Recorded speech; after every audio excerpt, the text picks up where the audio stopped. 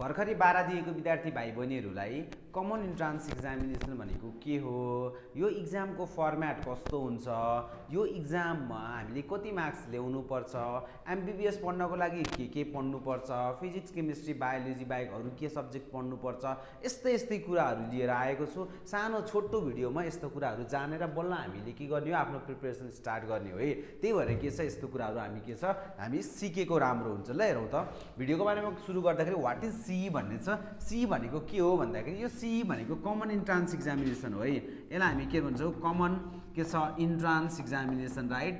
This is के छ common entrance के छ एक्जामिनेसन है। हेर त, कमन इन्ट्रान्स एक्जामिनेसन। यो इक्जाम लिग्ने कसले लिख्छ भन्दाखेरि यो नेपाल गभर्नमेन्टले लिख्छ। नेपाल गभर्नमेन्टको के छ एमइसी भन्ने एउटा बडी छ, मिनिस्ट्री अफ के छ है के, मिनिस्ट्री अफ एजुकेसन काउन्सिल, उसले चाहिँ लिन्छ। एमइसी चाहिँ यो बडी हो, उसले चाहिँ इक्जाम लिख्छ।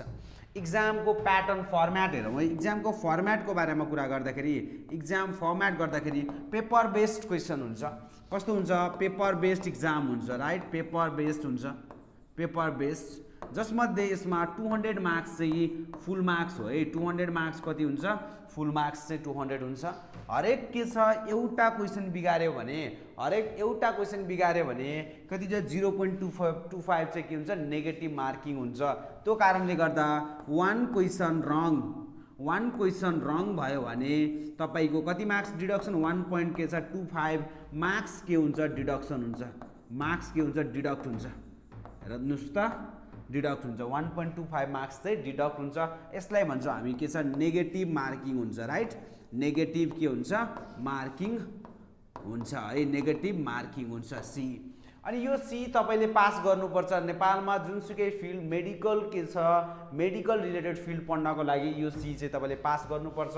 जस्तै एमबीबीएस, बीडीएस, बीएससी नर्सिङ र पारामेडिकलका कोर्सेसहरू तपाईले पढ्नको लागि यो इक्जाम चाहिँ तपाईले के गर्नुपर्छ, पास गर्नुपर्छ। यदि तपाईले यो इक्जाम पास गर्न सक्नु भएन भने तपाईले चाहिँ के छ, कुनै पनि कोर्सेसहरू नेपालमा र नेपालभन्दा बाहिर गएर पढ्न पाउनुहुन्न है। त्यसको लागि के छ, तपाईसँग 4 महिना टाइम छ। यो 4 महिनामा अब के छ, प्रिपरेसन गर्न स्टार्ट गर्नुपर्छ तपाईले। ल हेर्नु त, इक्जामको डेट चाहिँ कहिले हो, मसँग कति टाइम छ, बल्ल त इक्जाम सकेको भनेर सोच्नुहुन्छ भने इक्जामको डेट भनेको के छ, तपाईको असोजको, हेर्नुहोस् त, असोजको के छ फर्स्ट विकमा हुन्छ भनेर एमइसीले भनेको छ। फर्स्ट के छ विक है, असोजको फर्स्ट विकमा चाहिँ इक्जाम हुन्छ।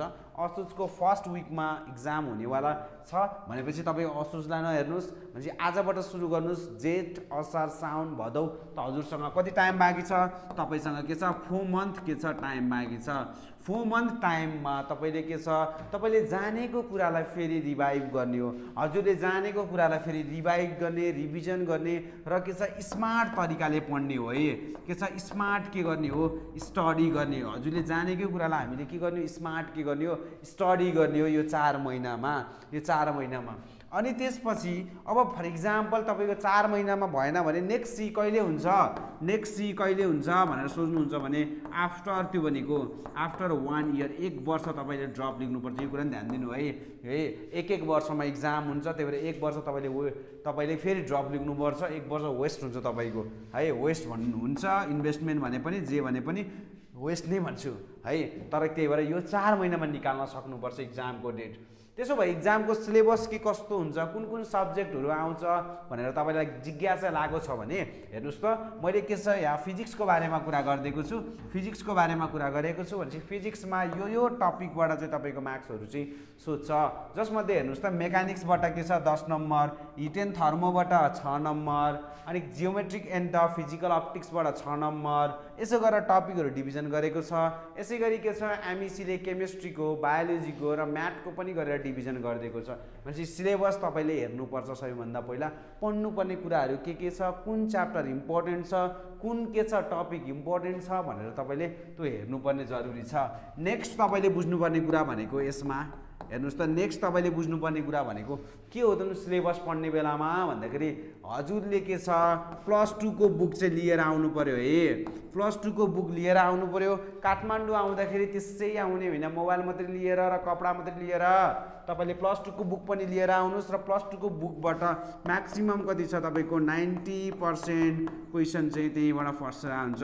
90% क्वेशन कहाँबाट आउँछ तपाईको +2 को बुकबाट आउँछ। त्यही भएर +2 को बुकलाई नै हेरेर हामी पढ्ने हो है।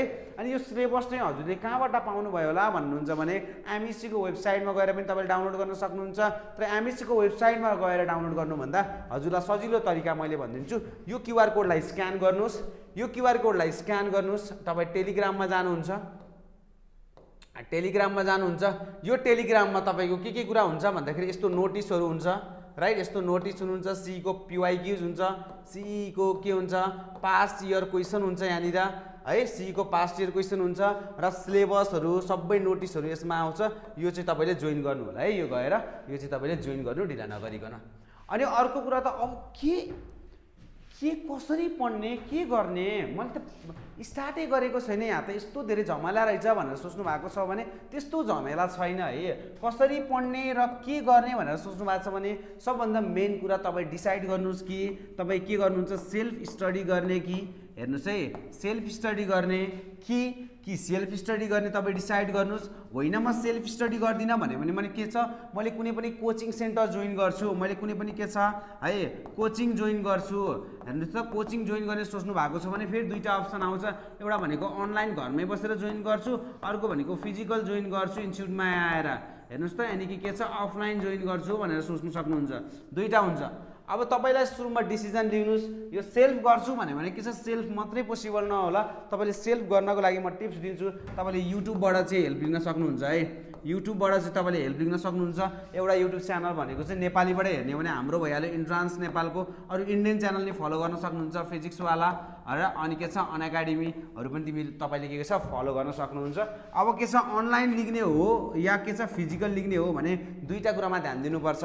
टाइम कम छ त्यही भएर तपाईले के छ प्रिपरेसन गर्ने मात्रै होइन मैले के पनि गर्नु पर्यो। प्रिपरेसनको साथसाथै मलाई के छ मलाई गाइडेन्स राम्रो पाउने ठाम्स है। धेरै हुल विद्यार्थीहरुमा मेरो साथी पनि त्यही गयो म पनि त्यही जान्छु। दुईजना साथीहरु त्यहाँ गर्छन् म नि ग्रुपमा जान्छु। होइन तपाईको नाम निस्किदैन त्यस्तो गरेर साथीको लागि पढ्ने हो त होइन। तर के छ हुलमा जाने होइन। त्यो भएर के छ तपाईले जहाँ गाइडेन्स पाउनुहुन्छ जहाँ लिमिटेड विद्यार्थीहरु छन् है त्यहाँनिर चाहिँ तपाईको जानु पर्यो। हेर्नुहोस् अनलाइनमा पनि के छ म्याक्सिमम ठाउँमा 2000 3000 विद्यार्थी राख्छन् र अनि एउटा क्लासमा 200-300 जना हुन्छन्। त्यस्तोमा जाने होइन। म्याक्सिमम अनलाइनमा 50 जना हुनुपर्छ। हेर्नु अझै धेरै भयो भने 100 जना। त्योभन्दा बढी भयो भने त तपाईले सक्नुहुन्न त कन्सन्ट्रेट गर्न सक्नुहुन्न।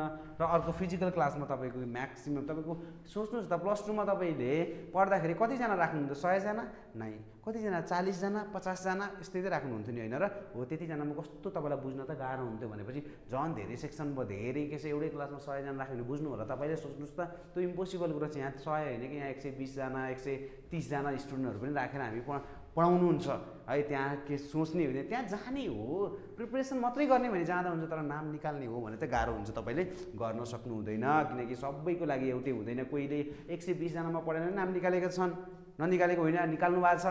तर के हुन्छ भन्दाखेरि कोही विद्यार्थीहरूलाई के छ लिमिटेड विद्यार्थीमा पढ्नु मन लाग्छ के छ 40 जना है 50 जना स्टुडेन्टमा पढ्नु मन लागेको हुन्छ। यदि लिमिटेड विद्यार्थीमा पढ्ने भनेर सोच्नु भएको छ भने यो स्पेशल क्लास गराउने 40-50 जना मात्रै पढाउने इन्स्टिट्युट एउटा मात्रै छ। त्यो भनेको के छ काठमाडौँमा के छ यो भनेको इन्ट्रान्स नेपाल हो। इन्ट्रान्स नेपालले मात्रै 40 जना 50 जना एउटा सेक्सनमा राखेर पढाउँछ। अरु कसै पनि इन्स्टिट्युटले चाहिँ मैले पढाएको चाहिँ थाहा पाएको छैन अहिलेसम्म। के गल्ती चाहिँ नगर्ने भन्दाखेरि सबैभन्दा मेन कुरा चाहिँ हामी के हुन्छ भर्खरै +2 पास गरेर आएको हुन्छौँ। त्यो कारणले गर्दा अलिकति के छ साथीको सोरोमा लाएर पढाइ भन्दा अरू कुरामा हामी टाइम वेस्ट गरिरहेको हुन्छौँ। त्यो भएर के छ यो टाइम वेस्ट चाहिँ नगर्ने है। टाइम वेस्ट चाहिँ नगर्ने है। टाइम वेस्ट चाहिँ के नगर्ने यो गर्नै कुरा भएन। सबभन्दा मेन कुरा टाइम वेस्ट नगर्ने जस्ट के छ फोकस्ड भएर धेरै त पढ्नु पर्दैन। इन्स्टिट्युटमा चाहिँ 8 घण्टा जति पढ्दा हुन्छ। आफूले 4 घण्टा पढेर धेरै पढ्नु पर्दैन। त्यही के छ 12 घण्टा जति पढ्दा हुन्छ है। जति 12 घण्टा जति के छ पढ्दा हुन्छ धेरै पढ्नु नि पर्दैन। स्टिल टाइम फिक्स गर्ने 12 घण्टा जति पढ्दा हुन्छ। कति भयो 6 बजेदेखि के छ तपाईँ 12 बजेसम्म पढ्नुहुन्छ। कुनै पनि इन्स्टिट्युटमा हाम्रो क्लासमा पढ्नु भने 6 बजेदेखि 12 बजेसम्म पढ्नुहुन्छ। यहाँ के भयो 6 आवर पढ्नु भयो अनि दिउँसो गएर फेरि तपाईँ पनि दिउँसो गएर पनि 3 आवर्स जति पढ्नुहोस्, धेरै नपढ्नुहोस्। दिउँसो घरमा गएर 3 आवर्स पढ्नुहोस्, धेरै नपढ्नुहोस् है। 12 बजे गएर 3 आवर्स जति पढ्नुहोस्, किन 1 2 3 4 5 घन्टा हुन्छ, 2 घन्टा रेस्ट, 3 आवर्स पढ्नुहोस्। अनि अर्को भनेको 6 बजेदेखि के कति छ 9 बजेसम्म फेरि के छ क्युएडी हुन्छ हाम्रोमा चाहिँ है, क्वाड क्लास हुन्छ। 8 देखि 9 चाहिँ तपाईँको टेस्ट टाइम हो, 6 बजेदेखि 8सम्म क्वाड हो। भनेपछि यहाँ फेरि 3 घन्टा पढ्नुभयो तपाईँ, यहाँ 3 घन्टा पढ्नुभयो। अब 2 घन्टा जति यसो आफ्नो टाइम गर्ने, फ्यामिलीसँग बोल्ने, फ्रेन्डसँग बोल्ने भनेपछि के छ। अनि त्यसपछि 11 बजे खाना खाने टाइम पनि हुन्छ बिचमा, भनेपछि 11 बजेतिर तपाईँ सुत्ने। भनेपछि धेरै नभए पनि के छ यहाँबाट हेर्नु त 6 3 भनेपछि के छ 12 घन्टा चाहिँ मिनिमम तपाईँ पढ्नुहुन्छ। यतिसम्म पढ्नु भयो भने चाहिँ गर्न सकिन्छ, स्कलरसिपमा नाम निकाल्न सकिन्छ। नत्र 10 घन्टा घटाइ 2 घन्टा घटाइदिनु, 10 आवर भइहाल्छ, 10 आवर्स है। यतिसम्म चाहिँ पढ्न सक्नुपर्छ है। ल अब अर्को कुरा भनेको चाहिँ के छ भन्दाखेरि होइन म यसो मलाई बुझ्नु मन छ के कस्तो भइरहेछ भनेर सोच्नुहुन्छ भने हाम्रो इन्ट्रान्स नेपालमा पनि के छ एडमिसन ओपन भइसकेको छ है। एडमिसन हाम्रोमा ओपन भइसकेको छ। यदि तपाईँलाई बुझ्नु मन छ भने आएर बुझ्न सक्नुहुन्छ। हाम्रो लोकेसन भनेको के छ पुतली सडक काठमाडौँ बग्गी खानाको साइडमा हाम्रो लोकेसन छ है। अनि पुतली सडकको रोडमा पनि हामी स्टल राखिरहेछौँ, त्यहाँ पनि आएर बुझ्न सक्नुहुन्छ। वानली काउन्सिलिङमा मात्रै आउने हो भने, बुझ्न मात्रै आउने हो भने पनि तपाईँले के छ सीईको यो पालिको के छ सीईको 2081 को पास्ट इयर क्वेसन पनि पाउनुहुन्छ है। PYQs पनि तपाईँले के हुन्छ पाउनुहुन्छ। यो पनि आएर लिएर जान सक्नुहुन्छ। जस्ट के छ आउनुहोस् बुझ्नुहोस्। यदि तपाईँ कुनै पनि course MBBS BDS BSc nursing र पारामेडिकल यो पढ्ने सोच गर्नुभएको छ भने आउनुहोस्, एकचोटि बुझ्नुहोस् कसरी क्लास हुँदो रहेछ, के क्लास हुँदो रहेछ, अनि स्पेसल क्लास भनेको के हो है, रेगुलर क्लास भनेको के हो, र हामी के छ हाई केयर क्लासमा कोही पढ्न चाहनुहुन्छ, 10 जनाको ब्याचमा बनाएर बस्न चाहनुहुन्छ भने आउनुहोस्, एकचोटि बुझ्नुहोस् है। बुझ्दैमा केही हुँदैन। तपाईँको साथीहरू कोही पढ्नेहरू हुनुहुन्छ भने उहाँहरूलाई पनि एकचोटि के छ इन्ट्रान्स लेभलमा क्लासेसहरू भएको रहेछ, जानु एकचोटि बुझ्नु भनेर चाहिँ भन्न सक्नुहुन्छ है। ल हजुरहरू के छ आउन सक्नुहुन्छ। हामी आजलाई फेरि नि भन्छौँ तपाईँहरूलाई के चाहिएको छ है, कस्तो खाले कन्टेन्ट चाहिएको छ, के कुरामा हेल्प गर्नुपर्छ भनेर के छ हामी यो च्यानलबाट हामी तपाईँलाई भन्छौँ। त्यही भएर यो च्यानललाई के छ सब्सक्राइब गर्न चाहिँ नबिर्सिनु होला है। च्यानललाई फलो गर्नुहोस्, लास्टसम्म तपाईँलाई के गर्छौँ हामी हेल्प गर्छौँ।